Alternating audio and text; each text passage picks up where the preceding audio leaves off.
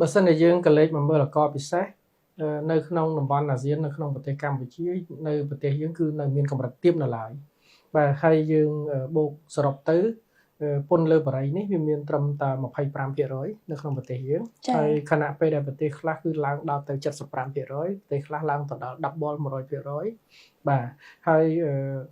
តាមការសិក្សាជាមួយនឹងអង្គការសុខភាពពិភពលោកក៏បានស្នើដែរថា